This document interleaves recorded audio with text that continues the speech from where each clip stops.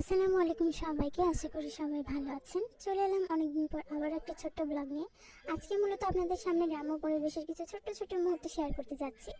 মূলত সামনে যেটাকে দেখতে পাচ্ছেন এটা হচ্ছে মুরগির ঘোড়া বলা হয়, সহজ অর্থে বলা যায় মুরগির ঘর।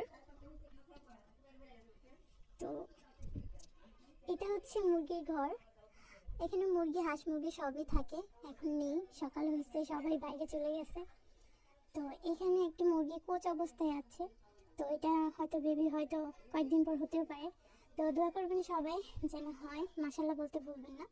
তো এখানে গ্রাম্য পরিবেশের কিছু ছোট্ট ছোট্ট মুহূর্তগুলো এত সুন্দর লাগে, আর মন মাইন্ড ফ্রেশ করার জন্য এনাফ। তো ফার্স্টে এটাকে যেটা দেখতে পাচ্ছেন, sorry first time second time, তো এটা হচ্ছে চড়াট বলা হয় বা চৌকি বলা যায়। এখানে বিকেল টাইমে সব মুরব্বী বলেন বা বাসার মেম্বার্সরা বলেন, সবাই এসে বসে গল্প গুজব করতে, সবাই স্বাচ্ছন্দ্য বোধ করে আর কি। গ্রাম্য পরিবেশে এটাই সবচেয়ে মজার একটি বিষয়। এটা দেখেন, এটা অনেক সুন্দর আর কিউট লাগতেছে, তাই না?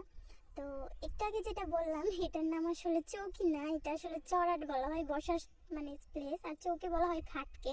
Sorry, I am sorry for that.